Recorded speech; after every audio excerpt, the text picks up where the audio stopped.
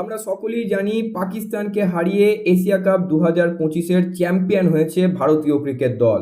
তবে চ্যাম্পিয়ন হলেও champions trophy পাকিস্তানের মিনিস্টারের হাত থেকে নিতে অস্বীকার করে ভারতীয় ক্রিকেট দল।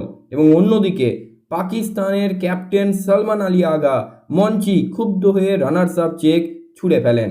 আজকের ভিডিওতে আমরা দেখব এই এশিয়া কাপে কোন খেলোয়াড় কোন পুরস্কার জিতলেন। হ্যালো অ্যান্ড ওয়েলকাম গরিবের ক্রিকেট জ্ঞান ইউটিউব পেজে আরও একবার সকলকে স্বাগত জানাই। ভারত পরপর আইসিসির মেজর 3টে টুর্নামেন্টে চ্যাম্পিয়ন। টি20 বিশ্বকাপ জিতে ভারত পেয়েছিল 125 কোটি, চ্যাম্পিয়ন্স ট্রফি জিতে ভারত পেয়েছিল 58 কোটি। এরপর এশিয়া কাপ জিতে ভারতীয় বোর্ডের পুরস্কার মূল্য হলো 21 কোটি। ভারতীয় ক্রিকেট বোর্ড যে কেন অনন্য আরও একবার প্রমাণিত হয়ে গেল। ফাইনালে তিলক বর্মার অসাধারণ ইনিংসের উপর ভর করে পাকিস্তানকে হারিয়ে November Asia cup champion team India. Runners up Pakistan. Already তারা যে কতটা ক্ষুব্ধ সেটা তাদের অধিনায়কের ব্যবহারই স্পষ্ট হয়ে গেছে। এই টুর্নামেন্ট জিতে ভারত কিন্তু অফিসিয়ালি পেয়েছে 2.6 কোটি টাকা, কিন্তু ভারতীয় বোর্ডের তরফ থেকে এই পুরস্কার মূল্য দাঁড়িয়েছে 21 কোটি টাকার। অন্যদিকে এশিয়া কাপে রানার্স আপ পাকিস্তান পেয়েছে মাত্র 66 লক্ষ টাকা। এই এশিয়া কাপ 2025-এর টুর্নামেন্টের সেরা খেলোয়াড় হয়েছেন অভিষেক শর্মা।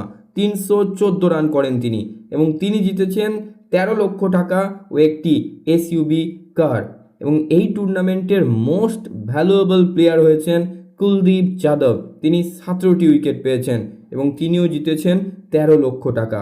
এবং এই টুর্নামেন্টের ফাইনালের ম্যান অফ দ্য ম্যাচ অসাধারণ ইনিংসের জন্য তিলক বর্মা 69 রানের অসাধারণ ইনিংস খেলেছিলেন এবং তিনি জিতেছেন প্রায় 4.45 লক্ষ টাকা। অন্যদিকে এই টুর্নামেন্টের গেম চেঞ্জার পুরস্কার জিতেছেন শিবম দুবে। ফাইনালে 22 বলে 32 রানের ইনিংসের জন্য তার এই পুরস্কার প্রাপ্তি ঘটেছে। এবং এই টুর্নামেন্টে কিছু অনন্য রেকর্ডের সাক্ষী আমাদের অভিষেক শর্মা।